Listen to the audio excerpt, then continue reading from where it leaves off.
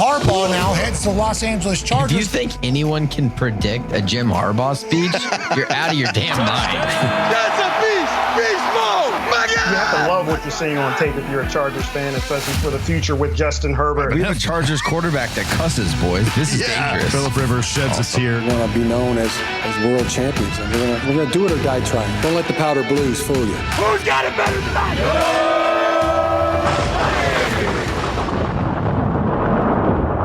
Well, what the hey there, folks. Welcome back to the Charger Chat. I'm your co-host, Bulldog, sitting with my buddy, Kev Huggin Duggan. Oh, hi. I love this. I just do my Duggins these past couple weeks. Just leapfrog Duggins. One comes in, another comes out.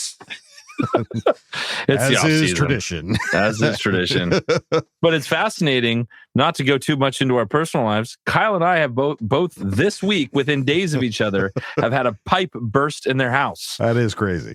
Kyle is currently dealing with that on his side, and mine exploded 2 days ago. Yours, I at least understand being here in Missouri, where it gets frigid Frozen. coals. And yeah, it's like, sure, I'm sure that happens all the time. Kyle, no excuse, sir. California none busted whatsoever. Nah, come on now. I don't know what you're doing to your pipes, but you need to chill out, sir. So, all right. Well, folks, it's just me and Huggin as it stands right now, and we got some things to talk about. It's been a kind of a quiet week, but that doesn't mean we ain't going to talk about stuff. We always got to talk about stuff here at the Charger Chat. Otherwise, it'd just be called Charger. That'd be weird. You wouldn't even know what you're getting into. And we've also got a Craig experience and an Ask Boltfam lined up for you as well. So let's waste no time. Start at the top, kind of talk about it right now because everybody's got draft on the mind. Free agency has been kind of puttering out lately. Doesn't mean it's over. Just been kind of, quiet. Yeah. And so all eyes are on the draft coming up here pretty soon. We don't know what we're going to get. We do know what some of our needs are, what we would like to get. Yep. But looking at the last 15 years of Chargers first round picks, this was posted by LA Football Network, reminding us of who the guys were that we got in the last 15 years in the first round. And there's some pretty good faces in here. There's some also a couple turds. There's a couple turd burgers floating around in the punch bowl. And it's interesting to see where we've gone, how far we've come between 2012 and 2025. That is crazy. And do you have a favorite or a least favorite? Well, I think, going through all the last, it's like 2012 started with Melvin Ingram, then you got DJ Fluker, then you got Verrett, then you got Gordon, then you got Bosa, then you got Williams. It's a roller coaster. Derwin James, then you got Tillery, then you got Justin, then you got Kenneth Murray, then you got Rashad Slater, you got Zion, you got QJ, you got Alt, and you got Hampton. Yeah, I think if I'm going to go favorite on that, it's a no-brainer. That you can say. I think the least favorite is the more fun one. Favorite, can we agree? Justin Herbert. I think that's Justin Herbert is certainly the favorite. 2020 was a terrible year, but a great year, if you know what I mean. Yeah, I mean, if you're looking at like top 3 or 4, I mean, it's Herbert and Derwin James for sure. They can almost share first place. Yeah, for longevity for sure. I thought Derwin was with us for longer. 2018, I guess not. It just feels like we've had him forever. Yeah, that is crazy that it wasn't really that long ago. And Rashawn and Joe, Omarion certainly shaping up to be up there as well. Yeah. So who's your least favorite on this list? Oh God, don't make me choose. It is.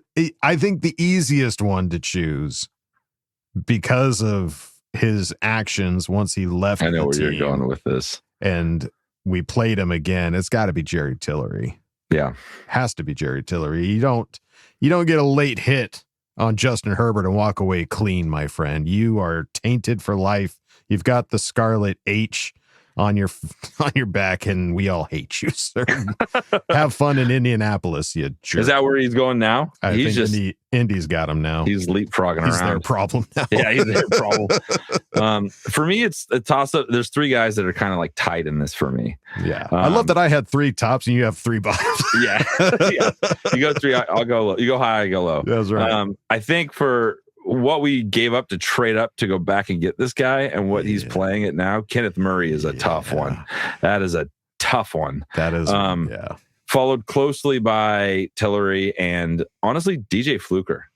Yeah, Fluker. Fluker just did not work out, and I can't even say Verrett was a bad one because he was so impressive when he played. He was just so undersized and couldn't stay healthy. Yeah. So I don't know. There's a lot of faces on here. I do like the last 2 years of what Hortiz has done with Alt and Hampton. Those are pretty fantastic. So let's hope that he carries into 2026 with an even more amazing pick to kick us off. Big time. Yeah, hasn't given us a reason to doubt his drafting capabilities going into this draft, and I see no reason why we shouldn't start now.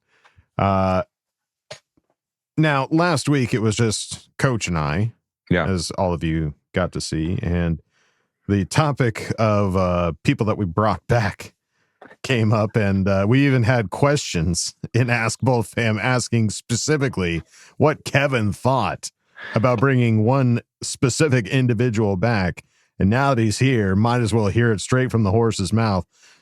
Trey Pipkins running it back, the second longest tenured Charger on the roster, behind Derwin James of all freaking people.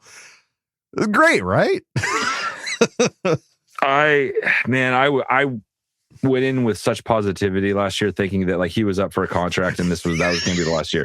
That's what you were hoping. You were like, I'm going to be nice to him on the way out. I can get through this. I can get through this because I know that there's a light at the end of the tunnel. And guess what? That tunnel just collapsed, and there's no light. And I am stuck in this dark, scary place with Trey Pipkins.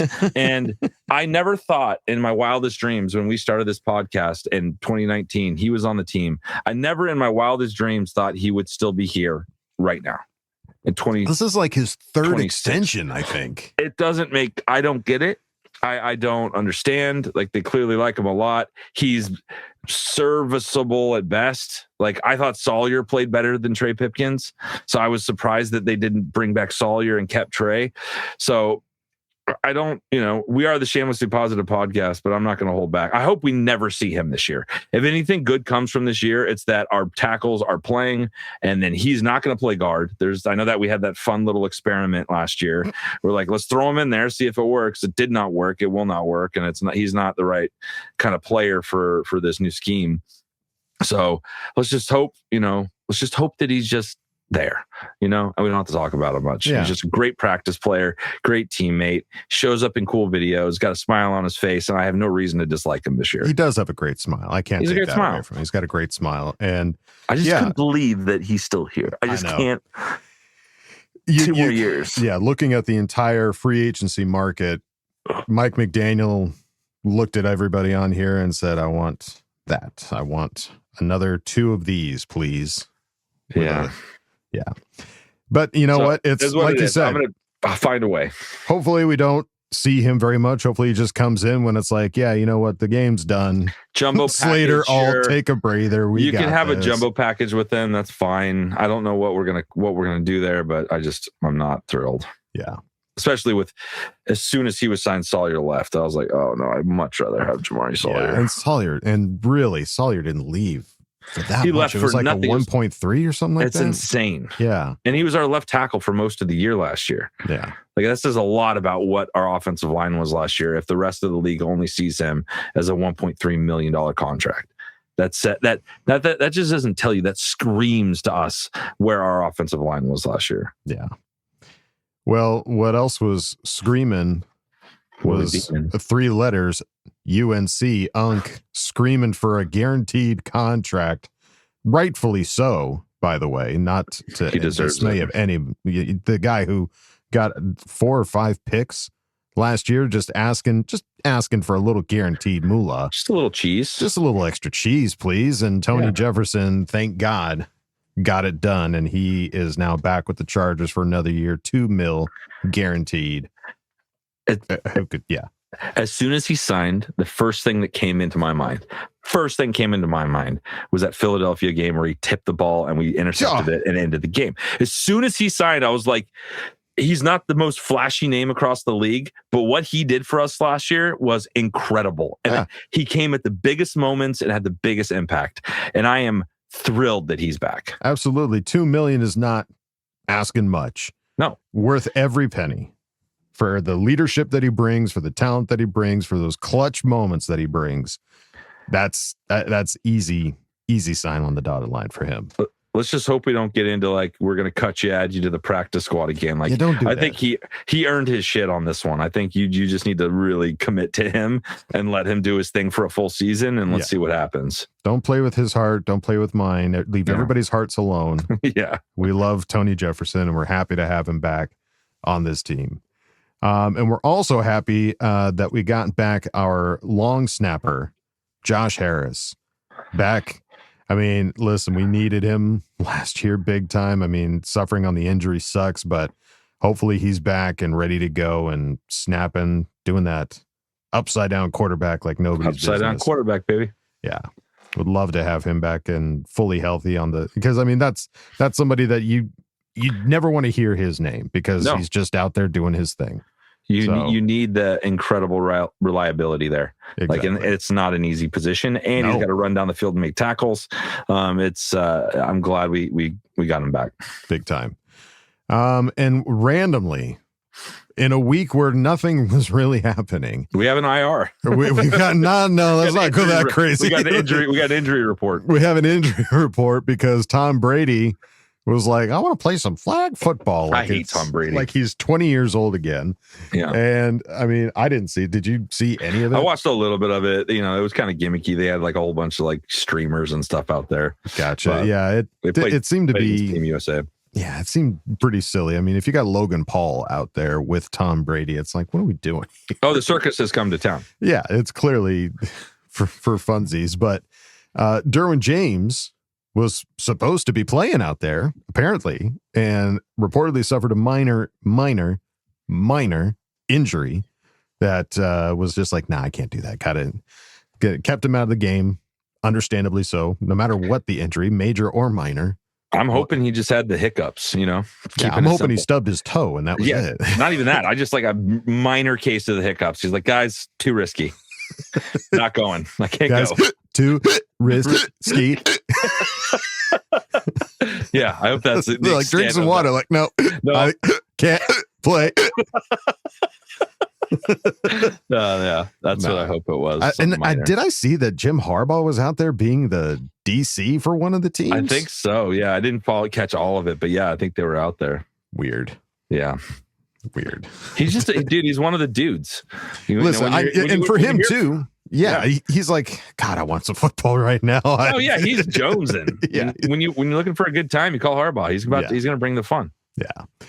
So we'll obviously keep an eye out for any updates on Derwin James and whatever the minor injury was. I'm sure Popper and Rim, as soon as they get the opportunity to ask him, they will.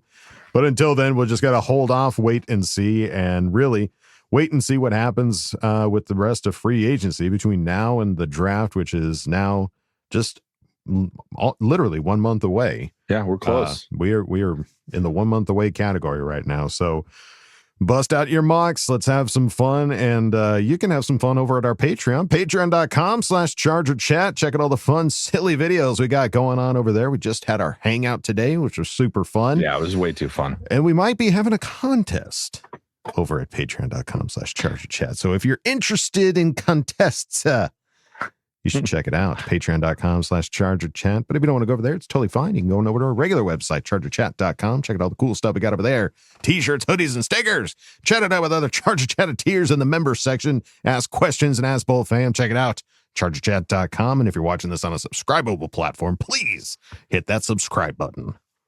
And now to talk about our sponsor this week, Underdog Fantasy. The tournament is back. The upsets are inevitable, and Underdog is the best place to get in on all the action.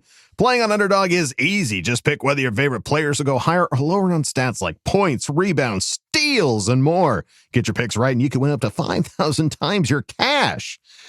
Now, I mean, for me, once football season goes away, I'm not moving a lot of money on Underdog personally, but I mean, we did kind of touch on it with Kyle last week. You guys had some success in Vegas. Did you not care of old Uncle had Wolldog? Success because of Uncle Wolldog had success. Uncle Wolldog was giving it out for free. Oh, like he a was. Sucker. He was. But the beauty of it is like, I love the bracket. I love college basketball. This time of year, I'm not locked in the whole year, but this is a good time to get on Underdog and have some fun and make the games even more important because there's so many games to watch. Like, I have to watch this right now. It gives you more excitement, more fun while it's happening. There you go. Underdog, make picks, win money. Must be 18 or over 19 in Alabama and Nebraska, over 19 in Colorado for some games, over 21 in Arizona, Massachusetts, and Virginia, and present in a state where Underdog Fantasy operates. Terms apply. Concerned with your play, call 1-800-MY-RESET or 1-800-GAMBLER or visit www.ncpgambling.org. Arizona, 1-800-NEXT-STEP. That's 1-800-639-8783 or text NEXT STEP to 53342. New York, call the 24/7 Hope line at 1-877-8-HOPE-NY or text HOPE-NY to 467-369. All right, folks, time to go on to the next segment. You know them, you love them. It's the Craig Experience. Oh, yeah. Oh, yeah. Come on in, man. Kick your feet up.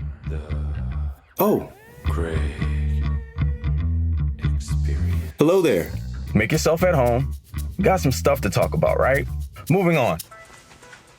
Whew. Raising my hand to take blame on this one.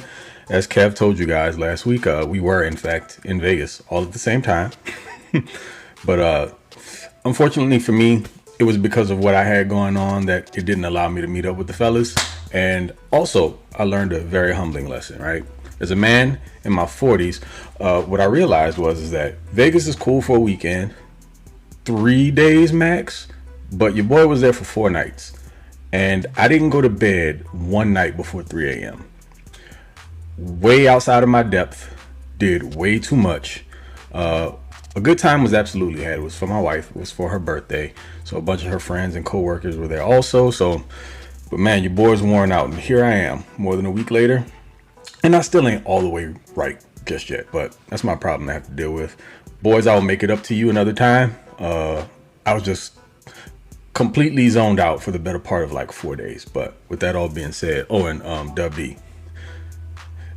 It's not that it makes it any better, of course, but we will absolutely get together one day. Just maybe take a little solace in the fact that it didn't work out this time for any of us.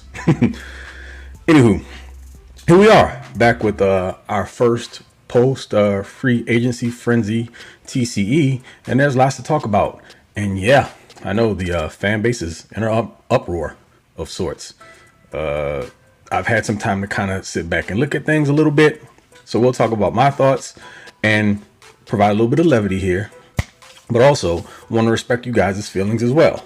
But go with me for a minute because there's plenty to touch on, and I think it's an interesting conversation to be had. So with that said, CC gang, the biggest of salutes to the rest of the Boltfam.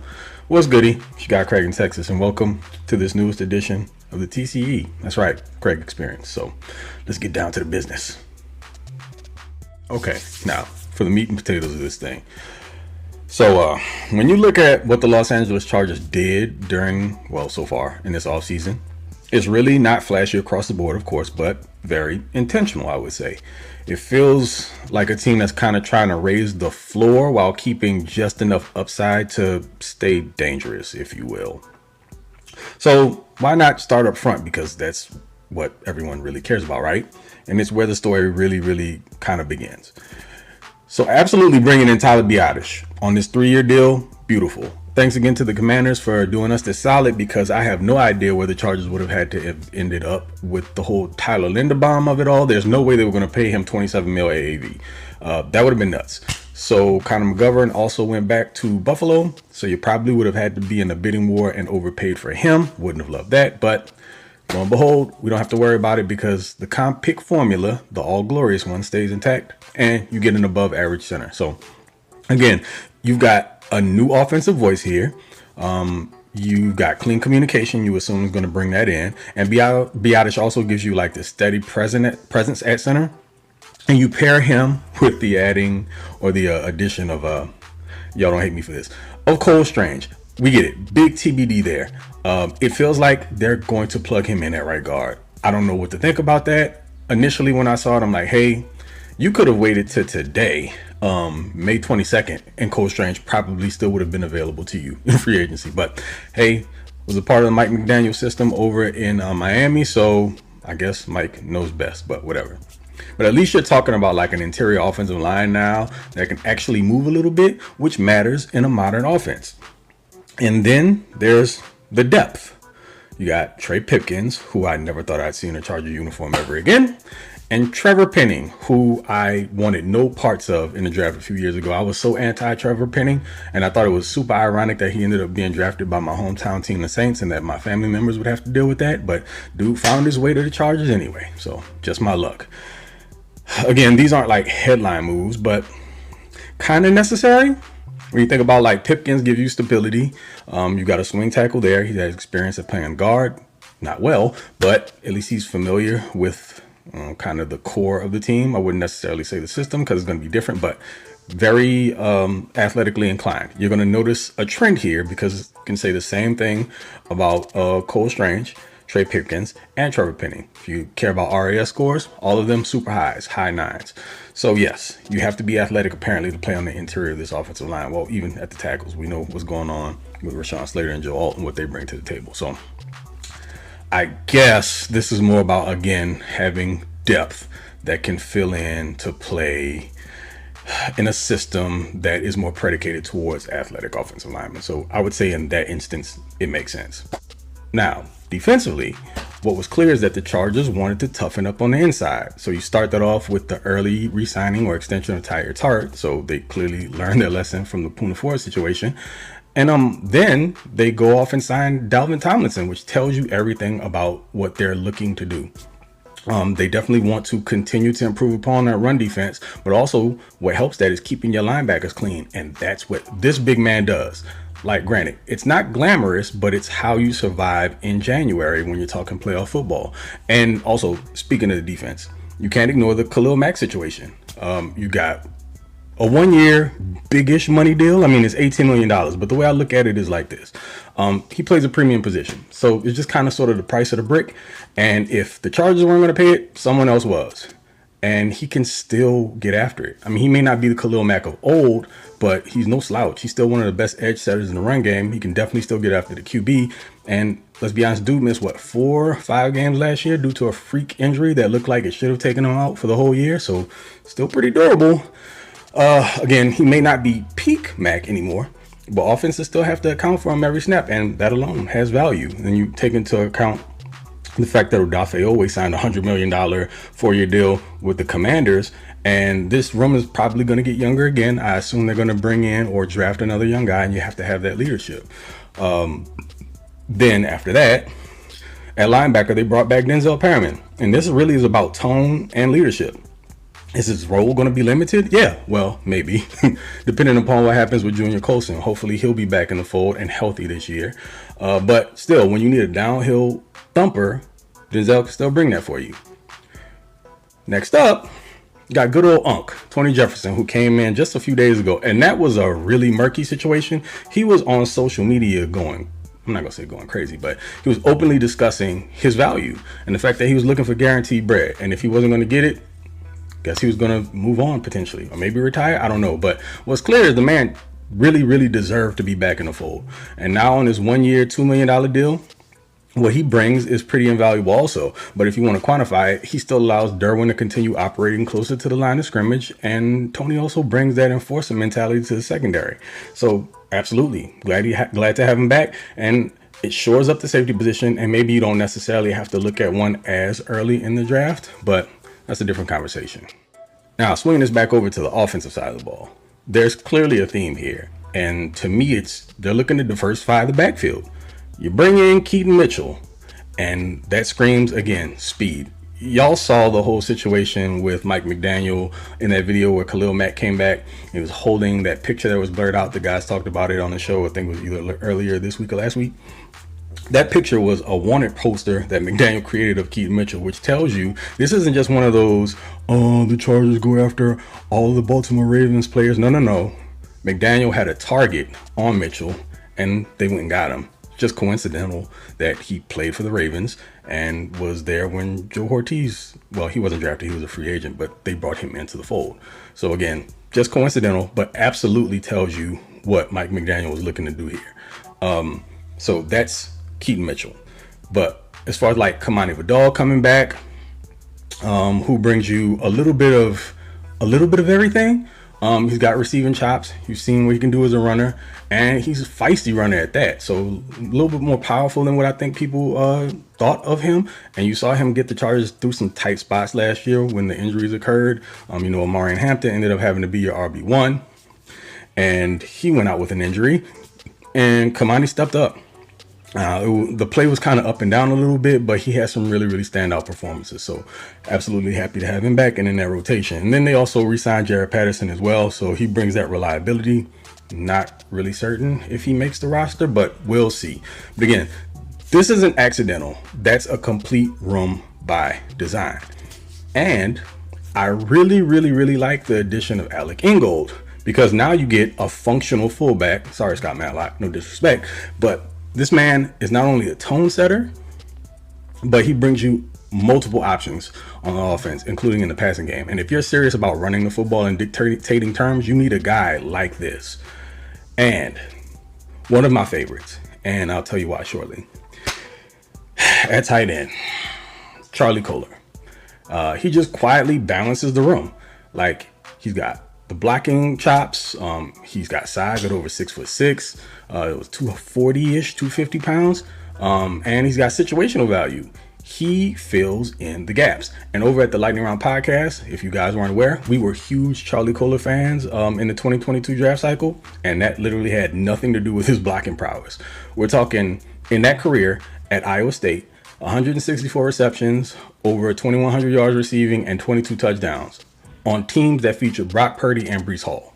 So I fully expect him to resurrect his game as a pass receiver. Like in Baltimore, they hoarded tight ends, so dude really didn't get a chance. I mean, you behind Mark Andrews and Isaiah Likely, so he's just doing spot duty and an extra run blocker. And that's where the Chargers are going to really, they're going to get the most out of him, because he developed as a run blocker while he was there, but he always had the receiving chops. Now the Chargers are essentially going to get the best version of him.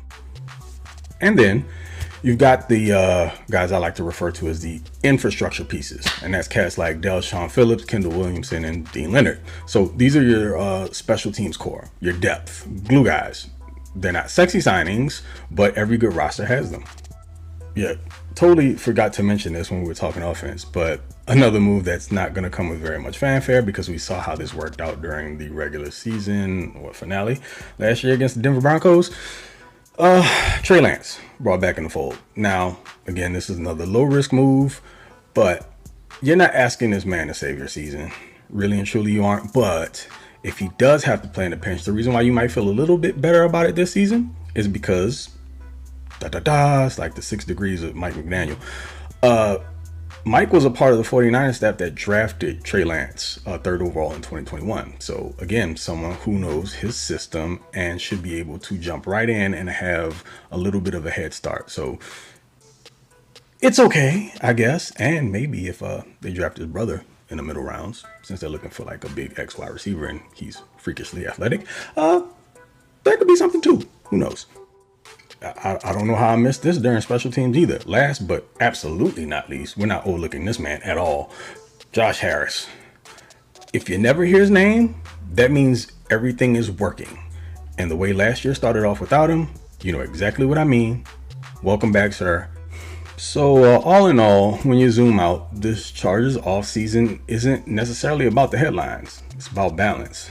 It's about building a team that can actually hold up week to week. And if enough of these quiet moves hit, then that's when this team gets interesting.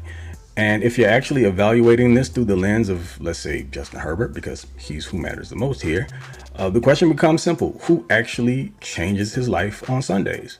Not every move touches the quarterback directly, but the ones that do, they matter a lot. So that brings me to my next point, or points.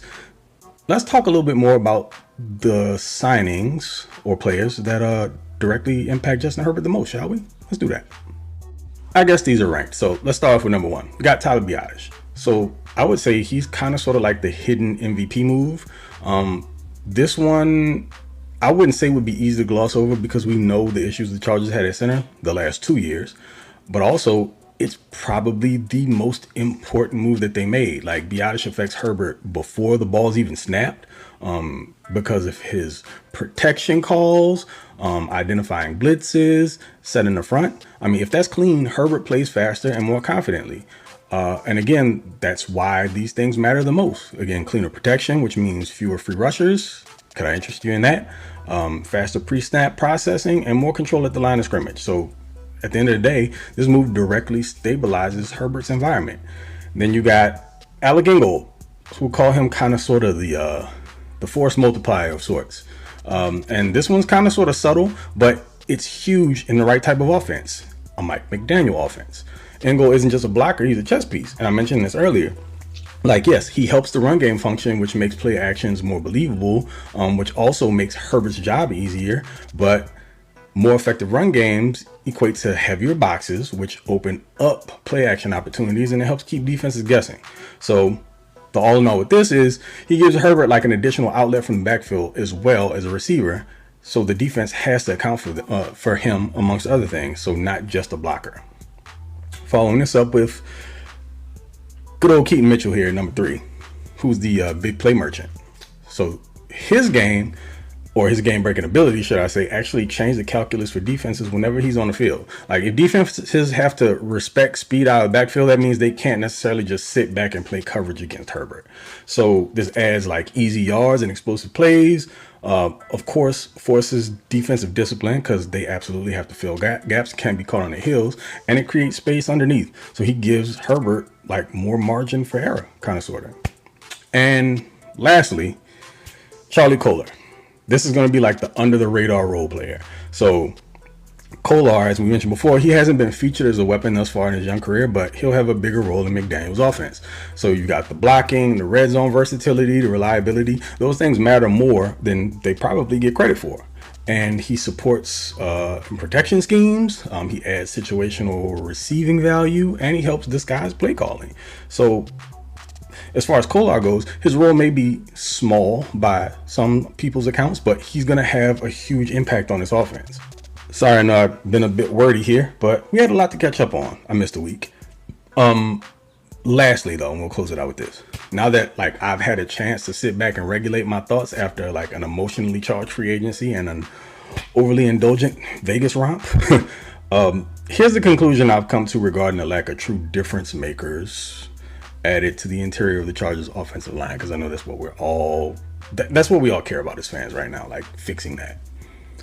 Think about it this way. Maybe, just maybe, due to like the depth at interior offensive line in this class, Joe Hortiz is just looking to snag 2 prospects. I would say maybe one in the first 2 rounds and one mid-ish, say 4th or 5th, that also has positional flexibility on cost control rookie deals.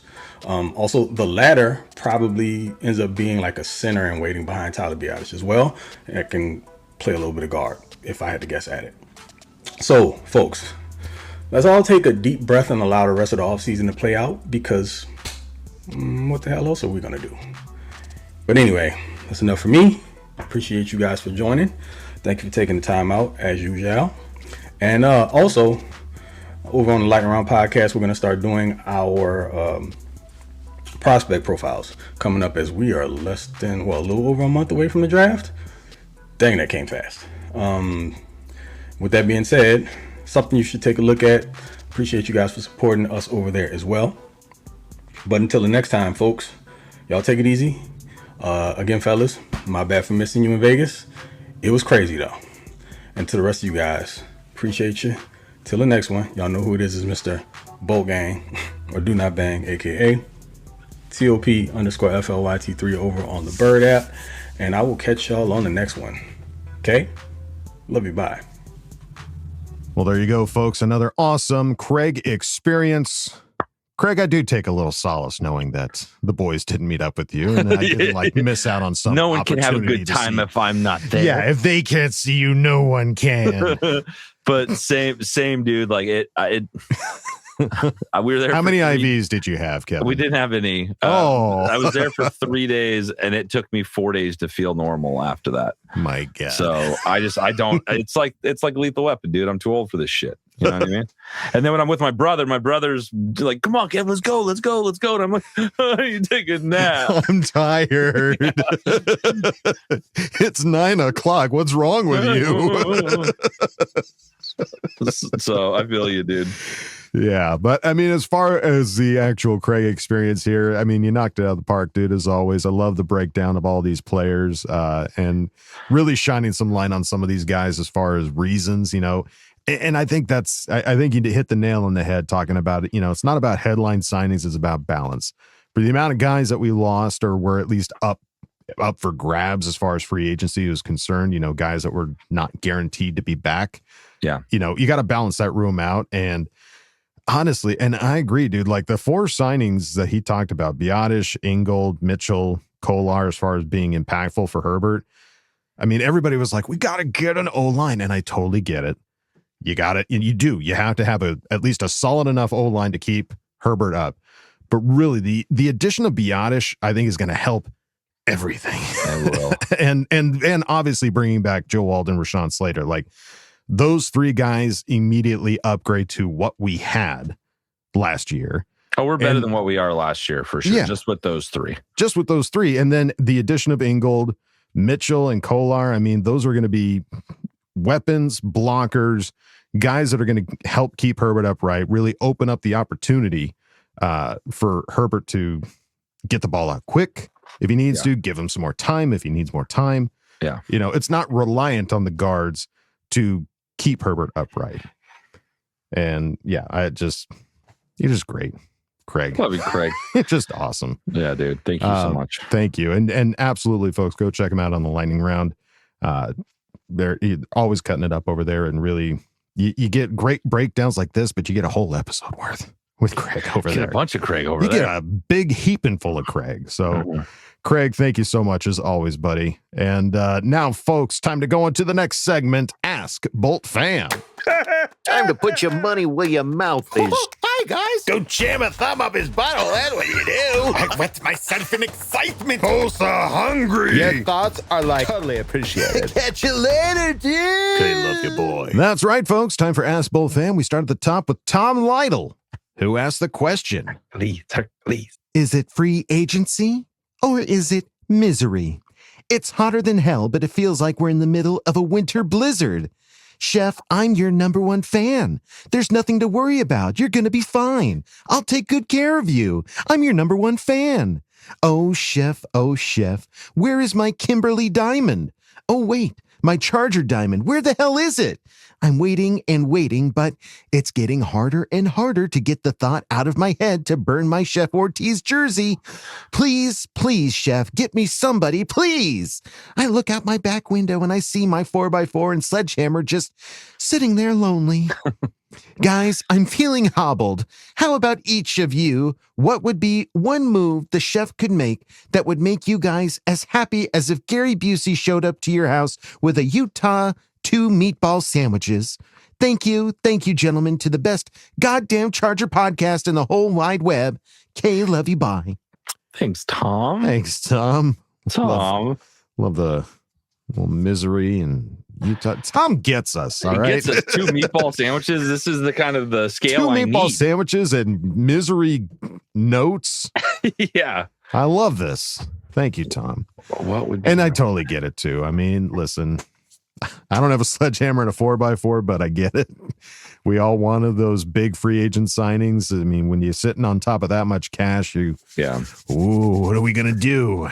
But I have learned sometimes you can't always get what you want, but sometimes might get what you need.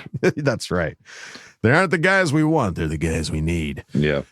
He must have friends. All right. So as far as moves that he could make that would make us happy, as if Gary Busey's walking up with 2 meatball sub sandwiches. I could eat the ass out of a dead rhino. I'm so hungry. That's a quote from him. It's not from me. That's from Gary Busey in the movie. I would never say anything like That'll that. be on your headstone. Me too. With a picture of Gary Busey. That'd be awesome, actually. That would be quite the hangout. Like, people would be happy to come see me at the cemetery. It'd be awesome. A bunch of guys will come up and go, nice. Nice. Gary Busey on that guy's too. For me, honestly, I think it'd be interesting to see if we could do a little swap out for QJ. If we could get a trade for QJ and maybe get a nice pick or some kind of compensation that could allow us to target somebody that might fit McDaniel's system a little better. Not that I don't like QJ. I just think that out of everyone we have, I think that would be an interesting upgrade. So I'd be curious if we could kind of shuffle around without doing too much to lose too much capital to get kind of a slightly more established and consistent player on the roster. Totally. I mean, and which makes sense. I mean, looking at the free agents right now, or at least the available free agents, there's not a ton that I would be over the moon about, but I mean, it's like trade stuff at this point for me. It's getting to that point. Yeah. It's getting to the trade area because I mean, there's still guys that if we signed them, this will be a very divisive, but at the same time, I'd be does it rhyme with Schmosa? It does. Oh, I mean, I wouldn't hate it. A Joey Schmosa? A Joey Schmosa signing. I wouldn't. Yeah. I don't know if I'd be too meatball sandwich happy, but I would be all right. It's more like a samosa, unless it's a meatball sandwich. I mean, the biggest thing for him was obviously the amount of money and the amount of time that he was injured. So, I mean, if he comes in at the right deal, that would make me happy. But I mean, getting, the trade for a wide receiver, like you said, I think that would be huge. I mean, if you get Mike McDaniel, the speedster that he's looking for, we all know he's looking for speed. He found it in the running back room. He might be finding more of that in the draft. But if you trade for a veteran that brings that level, that element to the team, that would be awesome. I just want to find a way to get them more draft picks. I'm more interested in the draft and young guys, sure, and diamonds in the rough that Hortiz has been able to find, especially in the later rounds. We don't have very many picks this year, man.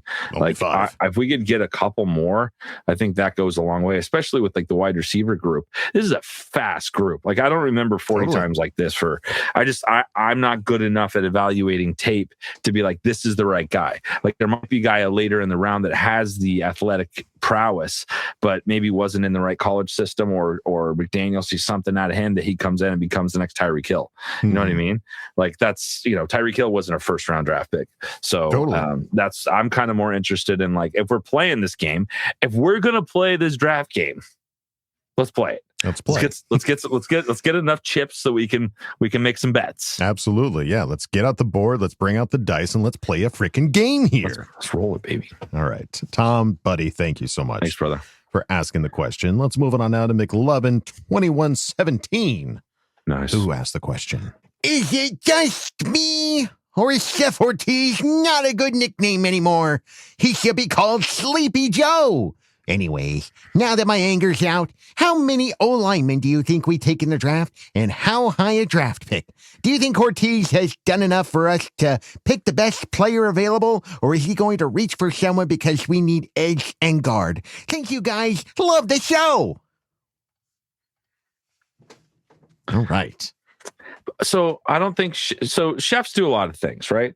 So if you're in the past, he's been flash frying. It's quick meals. It's quick. Get the sear on it. Bam, bam.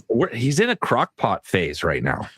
It's a slow cook. Yeah, it is a slow cook for sure. It fills up, but it smells good in the house when you walk inside. You know what I mean? It smells good in here. What are we cooking? But it creeps up on you. It takes time. Right. You know what I mean? But that's still a chef. I don't know if Crockpot chef is Michelin star Crockpot chef. Yeah, I don't know many Michelin restaurants that are doing Crockpot, but yeah, I see what you're saying. Another way to say it, he's marinating, man. Okay, there you go. He's letting it marinate. He's getting all the flavors in there. Yeah. So, and sometimes that makes sure a better cut, a better meal. Totally.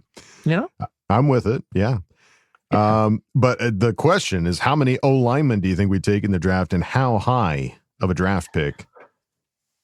Oh, I could see us 100% taking a tackle in the first round, guard in the first round. And then I think we draft 3 offensive linemen. I think there's going to be 3. I think at least 3. And there'll be a tackle guard flexibility. There'll be a guy that he played tackle in college, but he has the flexibility to jump around for sure. They always say that. It's he played tackle, but he's not a guard. But he's got the flexibility. We need the flexibility. We need to draft a starting guard in the first 2 rounds. Right. Give me Dunker, second round. Give me, whoever's available in that first round at guard. And then I think you take a tackle and a center. I think guard, tackle, center, and a tackle that can kind of, be flexible. Because right now I am not in love with the fact that Trey Pipkins is our tackle, our backup tackle. It is not the most exciting thing I've ever heard. Yeah. So it's kind of fear-inducing. I mean, I could see us taking 2, 3. I mean, it's gonna be 3. It's gonna be 3. I mean, here's the thing. Listen, if we take 3, I'm all for it. I'm not saying I'm gonna be mad if we take 3, but at a certain point where the amount of O linemen that we've already picked up in this free agency, the amount of O linemen we already have sitting on the bench. Yeah, pick up 3 more. It's at some point you're going to be all right, well, but 2 of you got to go.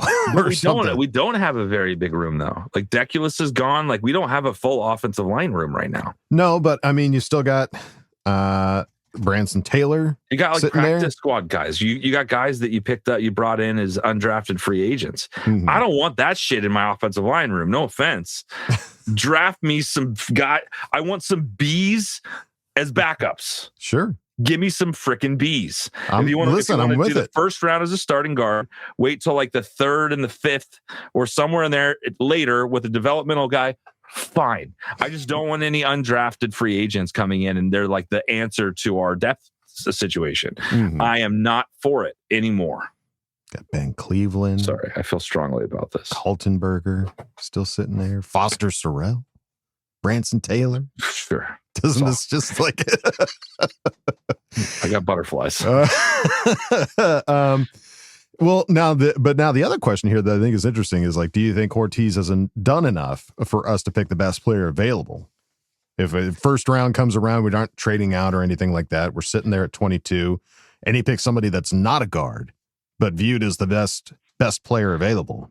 How would you feel? I could happen. I could see him taking an edge in the first round. We definitely need an edge. Sure. We're 1 year away from really needing extra edge help with Khalil Mack, depending on what he does. So I could absolutely see a first round edge, 100%. Yeah. It just kind of depends on how this shit falls. A lot of these mock draft simulators and all the stuff, they're you don't know what this shit is. You don't know what these people are going to do. No. So it just kind of depends on how it lays out. I'll be fine with the best possible at 22. And in all honesty, though, I want to trade back. We need more picks. No, There's a lot of great guards that we could get in the second round. So if you could get an extra second, somebody really, really comes up and gives you a second and a third or something like that to hop back. Give me 2 2s, 2 3s. That will make our team far better than one player at 22 versus jumping up into the early mid second round. Totally. I'm with it. I agree. McLovin 2117, thank you for asking the question. Let's move on now to the Guardians of Victory, who asked the question. Any ideas on the draft? And did you all see Coach at the flag football game as a defense coordinator? And I hope DJ wasn't hurt too badly. Oh, I saw a photograph. You saw a photo? I saw a photo, Coach. Photo proof. All right. Yeah, that's real happened. Yeah. Yeah, we did see Coach at the flag football, bro. And we do also hope DJ isn't hurt too badly, but as far as any ideas on the draft, I mean, yeah, we want some guards. We want guards. We want guards. Vega. Who's ever been desperate to draft a guard in the first round? I would never raise my hand for that. We did it with Zion, but I was like, huh? Yeah. Zion. I embraced him wholeheartedly, but I was not thinking. But now I'm like, I really, really want a guard. Yeah, a good one. I want a good guard. A good guard. Yeah, it's gonna be a fun draft. I think we've talked about it before. Hortiz has done quite well, I think, in both previous drafts as far as the caliber of players that we get, especially in the later rounds that have been good contributors, or they're so good that other teams decide to pick them up. Yeah. So it will be a good draft. And I mean, there's still going to be moves to be made as far as free agency. The Chargers are not going to go into the season with $50 million sitting there on the table and nobody to get. Like, it's gonna get done, but you just got to come to terms with, like, that's just not his style. He's not going to be the one that's just going to, like the Raiders, who are just throwing buckets of money at guys just to be like, I want him. Well, there's like a stat. I can't remember. It was like maybe a year and a half, 2 years ago in the preseason, where there's like a stat where, like, when you bring in guys that, you know, are free agents or whatever, the likelihood of them doing well at the team is not high. Like the teams that are the best are the ones that draft well, young, and they keep it cheap, and they keep doing out these drafts that work out well. Unfortunately, we haven't been one of those teams. Like, we've not been a team that's drafted well. We've tried to be that draft well team. Right. We've made a couple splashes with, like, JC Jackson, and thank God Khalil Mack hit. But you know, there's something to be said there. It's not as fun. It's not as, like, you know, you get warmer underneath your covers at night because of it. Like, you're hoping for a young kid who's, in most regards, 20 plus years younger than you and I, Adam, that's going to come up and make our team better. Yeah. You know, that's a different energy than a proven guy, but who knows, you could land somebody that's really, really fantastic, the way Hortiz has been doing. When people talk about, like, he's not chefing, he's not cooking, I look at the draft. That's where I give him his Michelin star, is what he's done in the draft so far, and hopefully he keeps that same energy going. Agreed. Absolutely. All right, Guardians of Victory, buddy. Thank you for asking the question. Let's move it on now to Daryl 21. Who asked the question? Hi guys. Oh, forgive my short ass question post, cause I had a whole killer one written out and was about to hit publish, and the whole flippin' thing disappeared. Who flippin' ha? Okay. Oh, yeah. I was thanking you three for the sensible and level heads you guys carry your show with. Well, I was also bitching about some of the panic in Chargerland, but screw it. Okay. Just an appreciation post for you guys. And a question, fine.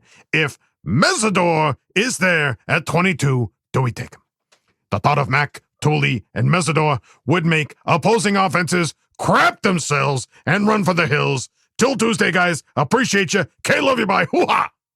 All right. Well, sorry you had the technical difficulties there, but you still got your question, and everything's great. Daryl, thank you, buddy. Appreciate you. Appreciate you. We try to be even keeled and still love our team no matter what. Absolutely. We're all on the same page here. Yeah. But as far as your question, Mesidor there at 22.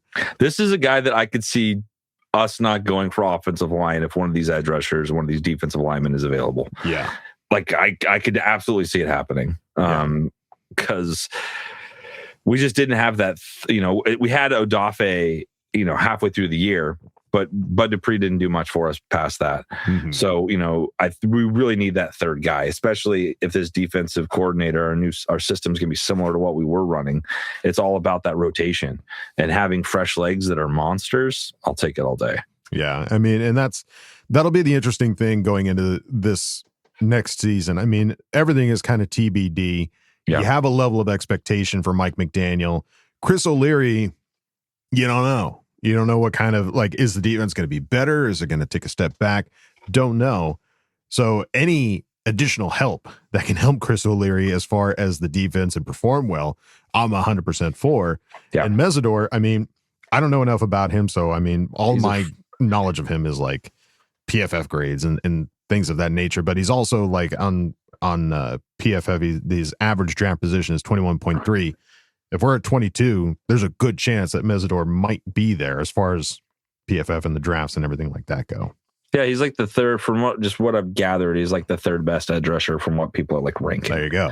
So let's just see what happens. Like that is an absolute place of need for us. Like after this year, who knows what's going to happen with Khalil? Hopefully we get the best year out of Khalil, and then he decides what he's going to decide next year. Yeah. But we need to have that somebody in the wings trading 1 year behind Khalil Mack. Yeah. I think would go a long way. So I could 100% get behind this. Yeah. All right. Because if we take Mesidor in the first, Dunker in the second, Dunker all day. Give me that ginger. Daryl 21, buddy. Thank you for asking the question. And we go out of Ask Boltfam with Athir Kadir. Kadir, who asked the question. Hello, Judge and Jen and my lovely Bolt fam. Kevin, my baby, I missed you last week, baby. I want to start with this, please. I was just joking about Herbie trade demand, baby. He loves my coach. He will not do that to us and his franchise. He wants to win a Super Bowl for us, baby. This week, one question, please. Before you answer, I want to say to me, the most important thing is this. Protect Herbie. No one cares about next year's draft, baby. The question, will the Chargers move up not once, but twice to address the God situation, even if we lose 2 draft picks next year in the draft of 2027? To me, it's worth it, baby. But let's hear my boys. We start with my lovely Coach Kyle, followed by my awesome and best friend Kevin, and we close with my baby, my heart, my love, my life, Wall Dog, baby. P.S. Athea does not give a if we have 2 picks next year. Hortiz, you're gonna have over 130 million according to the guilty as charged. Be aggressive in the draft, my man. Okay, love you, bye, baby. All right, Athir, buddy. Yes, Athir wants it now. He wants it now. You don't care how. He wants it now. And also, dude, the Grandpa Joe thing on the last episode had me laugh so fucking hard. That was just like, we need more Grandpa Joes on our team. Just like, what have you been doing? Get up. He jumps up. Get up. Good opportunity here. Get up. You lazy ass. Yeah. All right. Well, I'm glad to hear that you were joking about Herbie wanting a trade from getting hit so much. Yeah. You need to put that in like parentheses because I can't tell. Got to put some JKs in there from time to time. We got to know you're just kidding. Yeah, give me a jaka or a ha-ha. Yeah, it's all good though, buddy. As far as the question though, moving up not once but twice to get guards. We're not. I don't think we'll move up, buddy. I think there's enough guys available in the second and third round that are good guards that are far better than what we had last year. So far better than what we currently have. Yeah. So I don't see us moving forward. If anything, I see us moving back from that first round and getting a little bit more in that middle section. Yeah. And then there's some good guys there, man. Yeah. Just because they're ranked 1 on PFF's overall ranking does not mean that they're the best player and doesn't mean that they're the best fit for our team. Absolutely. Do you know what I mean? Like, I think the fit is the more important sometimes than what the rankings tell us. Yeah. Yeah. Moving. Yeah. There's no sense in moving up. There's too many opportunities for guards to not just fall to us.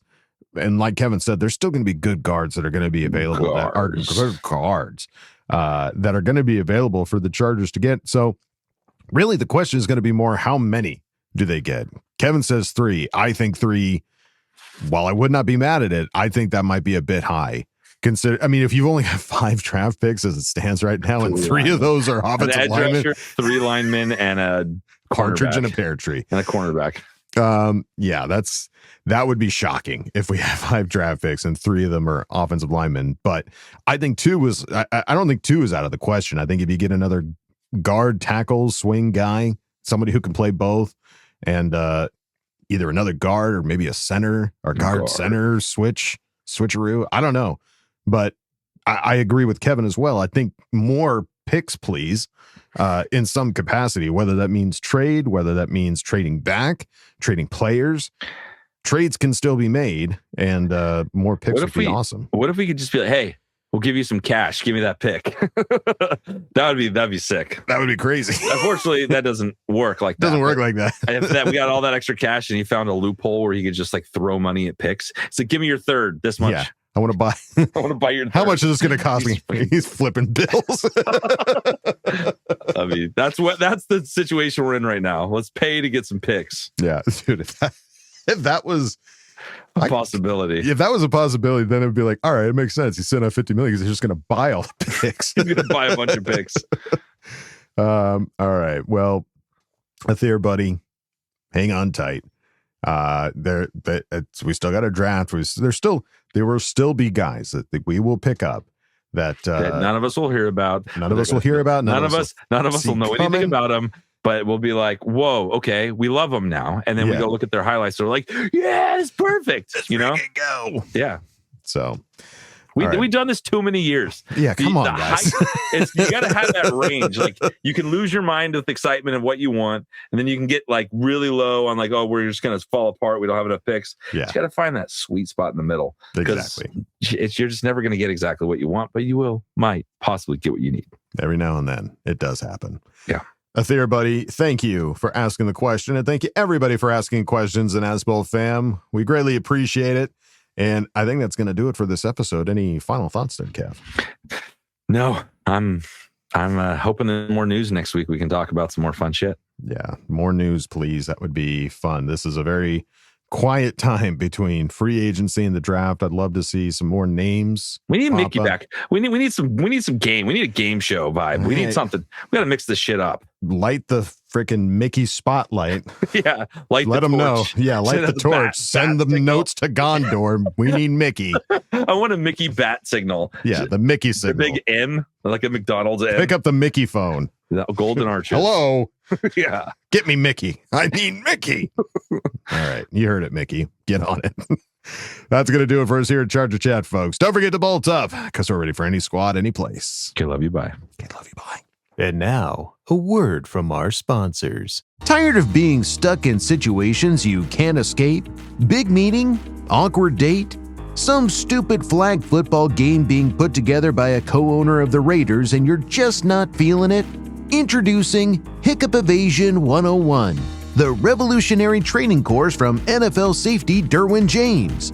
Learn how to deploy perfectly timed, totally convincing hiccups to get yourself out of anything. Stuck helping a friend move? Zoom call going long? Tom Brady calling you for practice? People won't question it.